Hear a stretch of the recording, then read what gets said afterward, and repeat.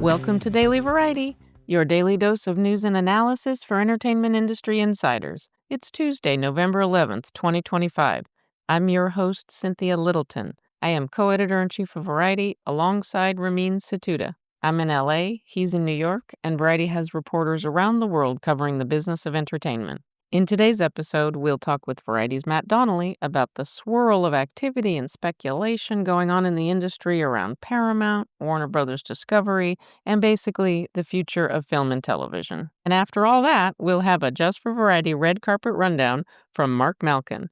Catherine Zeta-Jones has some thoughts about future casting for her Netflix series, Wednesday. But before we get to that, here are a few headlines just in this morning that you need to know.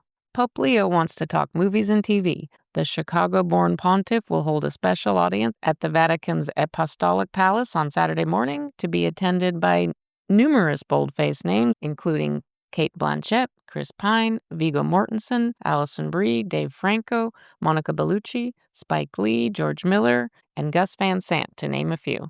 According to the Vatican, the Pope has, quote, expressed his desire to deepen a dialogue with the world of cinema, exploring the possibilities that artistic creativity offers to the mission of the church and the promotion of human values. The Pit is going to TNT.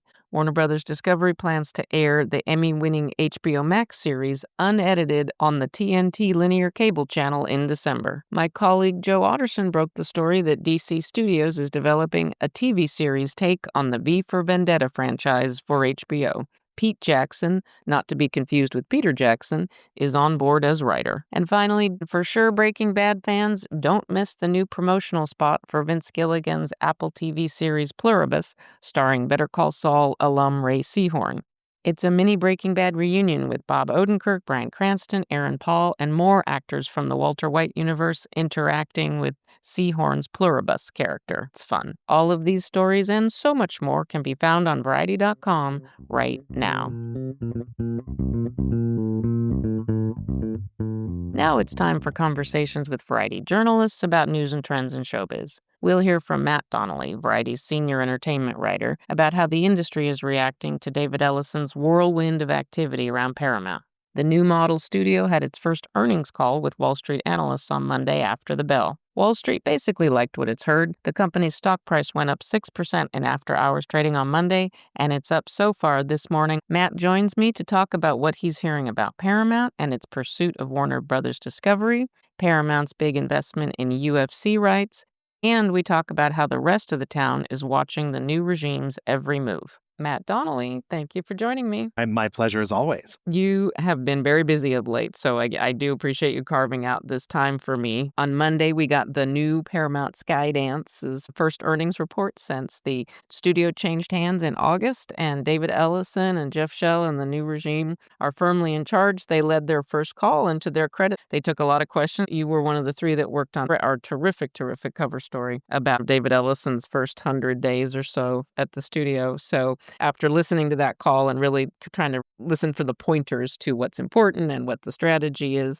I wanted to talk to you just generally. How is David Ellison being received in town? What are they saying about David Ellison in private? It's a great question because I think for such a long time, we knew that David had the larger ambitions and obviously the purse to take him there. But I think what you've watched in the past at least 100 days in service of this merger, but also I think in the year leading up to his mad dash to try to close the deal for Paramount, is that he's introducing us to David, the millennial mogul. Right? He's being a little more hard charging. I think that he does have a really big ambition to fill the shoes. I don't know that Sumner Redstone could ever be replaced, but he's definitely gotten a little bit more aggressive. That's one thing that people have noted. David has been likened to a choir boy many times in this industry over the past 10 years, but now I think it's a whole different kind of him. One thing we mentioned in our cover story is that he's directly taking talent to fancy lunches, landing his plane in their backyards, just being really aggressive and not letting the accountants or the triggermen or even his creative executives do it for him. He's the front and center. Obviously, he's not afraid to spend big for things that he thinks will be valuable long term, like UFC. Cynthia, I can't even imagine how that would have to amortize out to be a lucrative exclusive for them. It's $7 billion over 7 years Yeah. on the UFC, they did point out that it is year-round sports programming, and CBS in particular, CBS, they do have a great NFL contract. That's a few months of the year in the fall and winter. They also have NCAA. The truth is CBS doesn't have a ton of sports. I think with this gang in town, CBS is about to have a whole lot more sports. And UFC is year-round, so it's not clustered around a certain time of year, which Jeff Shell pointed out is a legit point. That is really gonna help CBS. They'll be able to spread it out. Let me ask you, when Paramount came out days after the merger being done with the UFC deal, how was that received in Hollywood? Were people like, "Oh my god, they're gonna spend all their money on MMA?" From the DTC perspective, I think a lot of people were mind blown that a sport like UFC, which had been so long guarded by a pay-per-view wall, would now just be accessible for the price of a monthly subscription. So I think that a lot of people still are very curious to see what juices Paramount Plus or even CBS's linear ratings when that actually comes out. I think it's a huge test for everyone involved. And I also think what's interesting is David Ellison is very close with Ari Emanuel, who is the invisible hands behind both the UFC and all the talent that is now pouring into Paramount. For so long, people were rooting for David to acquire Paramount so he could try to save a legacy player. But the second he took the keys, I really noticed a tonal shift from the C-suites at other companies, particularly the streaming companies, where they're getting a little agitated because for so long, the tech giants have had the power of the purse. And now here comes David, who wants to invest in legacy theatrical distribution, into the linear networks, but he's got as much money, if not more, and more security over time than they do. On the call, he was very animated and sounded very confident and knowledgeable when he was talking about improving the company's tech stack and talking about the 3 pillars of their streaming are on 3 different stacks, and you could hear the touch of an engineer's like, "Oh my god, this is so inefficient." Probably he's wired with that in his DNA as the son of Oracle founder Larry Ellison, so but he was very conversant with that, and goodness knows that with AI poised to change a lot about everything we do, if not everything we do, having those skills certainly does not hurt. David's forward facing sermon to the town is how much he loves cinema and how much he loves storytelling. But I have never seen someone with a boarding school poker face like his just light up when he talks about tech. What are you hearing in the world about the chances that Paramount and Warner Brothers come together? During the earnings call, there's just such a choreographed tap dance. They downplayed the need. Oh, there's no must-have things, but then spoke another 3 minutes, making it very clear that they have an appetite for NA. They have the balance sheet for it. It's no secret that they have been out there swinging for Warner Brothers. I think that Warner Brothers came out and had to basically acknowledge that they are now in the process of looking for a suitable buyer. I think reality has set in a big way across, especially the content divisions. We were here, Cynthia, how many years ago when Disney finally stepped up to absorb 20th Century Mhm. Fox's entertainment assets. And I think that then there was definitely a mourning about what stood to be lost by losing an autonomous studio player. And I think now the even the notion that something like Warner Brothers, which I really believe is the envy of the town when it comes to the diversity and the history of its film library, and its incredibly prolific and successful TV content production and linear businesses. It is really true. I mean, Warner's has been a cornerstone. They were kind of one of the first conglomerates. Like Paramount was a collection of labels before it really congealed into Paramount. And Warner Brothers bought First National. They bought the talkie technology from Vitaphone. So a fascinating history. And then going into the 80s and 90s when Time Inc. and Warner Brothers became the world's biggest media company. It was just this big moment of conglomeration. And to see it now slowly over these last 10 years or more be just dismantled piece by piece. Wow. These are changing times for the business. There's a feeling of a very generational shift. Can I ask you a question? Sure, go ahead. The party line coming from inside the C-suite at Paramount is that they want more content, not less. So there's a pledge that they would keep Warner Brothers Pictures, let's say, absolutely fully operational with its own marketing teams, its own distribution teams, its own 15 minimum per year film slate. But from your perspective, who has again seen all these headwinds before, how long do you really think one company would operate two totally identical, legacy studio outfits without sharing resources? I think you have to look at where the theatrical film business is right now. I think there's a world that could happen if there were really clear distinction and specialization among each. Maybe one is very much kind of like a genre house and a franchise house, and maybe one is a little bit more bespoke in the adult drama. I think that could happen, but yes, that would fly in the face of all of the streamlining and efficiencies. And the new regime of Paramount hasn't been shy. They were pretty critical, especially the film management of Paramount. They're taking a $500 million write down in the fourth quarter.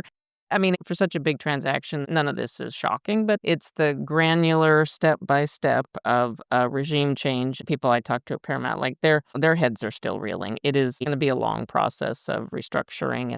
We know that there's still probably more cuts to come. So it is a hard time. And then you layer on the Warner Brothers speculation. It's a Yeah. lot going into the holidays. I don't have a crystal ball on the Warner Brothers bidding situation, but I don't think it's going to be fast. People are talking about end of the year. I think once the holidays come, I think this definitely bleeds into next year. But, time will tell. What do you think? I think that for this team, especially with how fraught and frankly, the tortured process of getting Paramount out of the hands of its previous stewards, it was just such a saga. Like, look out for a Ryan Murphy style boardroom adaptation of that in 10 years. But I can see that this team probably wants to hit the gas and throw everything they have at this. But I like you said, I just don't know. There's so many optics and so much handholding that's going to happen to not only to make the town comfortable, but also Lord knows what's going to happen with the regulatory environment as we move past the shutdown. Exactly. There's no question that to your earlier point about people being really, really fascinated by David Ellison, nobody has a bigger bankroll and nobody has more political capital in this Washington, D.C. than the Ellisons. So once again, thank you for all your labors. We know one thing, it's going to be a long road, Matt. Absolutely. Thank you so much. And now, here's Marc Malkin with a Just for Variety red carpet rundown. Thanks, Cynthia. Wednesday stars Jenna Ortega, Catherine Zeta-Jones, and Luis Guzman walk the red carpet on Sunday night at Netflix FYC event for the hit Addams Family series at the Tudum Theater in Hollywood. I caught up with Zeta-Jones, who recalled having to keep Lady Gaga's appearance on season 2 a well-guarded secret. So much so, she didn't even tell her husband, Michael Douglas, or even their kids about the surprise cameo. Because I'm a good girl, right? So I don't tell anybody. Wow. So I had to deal with the fact that when it did get released, my family looked at me and said, I can't believe you, that we're the last people to know about Gaga. So who else should guest star on the show? Zeta-Jones says she has an idea. I don't know how Danny DeVito hasn't been cast already, because Danny, my husband, was roommates with Danny. I was with him for our birthday in September. I was like, why isn't Danny DeVito in Wednesday? It just seems to, Who do you want him to fly? I don't know, Cousin It. He's gonna kill me for that. He's like, yeah, okay, they're gonna cast me and put like hair all over my face. Thanks for suggesting that, Catherine. Wednesday, season 2 is available on Netflix. As we close out today's episode, here's a few things we're watching for. Women's volleyball is getting a boost on TV. Scripps Sports has cut a deal with Major League Volleyball to bring its semifinals and championship games to the ION network, as well as Scripps streaming platforms. The games will be held on May 7th and May 9th, so mark your calendars. Variety will host its annual Business Managers Breakfast on Thursday in West Hollywood. We're honoring Phil Sarna of PS Business Management. I'm looking forward to holding a conversation with Focus Features Chairman Peter Kujawski as part of the event. 2 interesting TV series to watch out for. Season 2 of Palm Royale drops on Apple TV on Wednesday, and the docuseries Tiffany Haddish Goes Off arrives on Peacock on Thursday.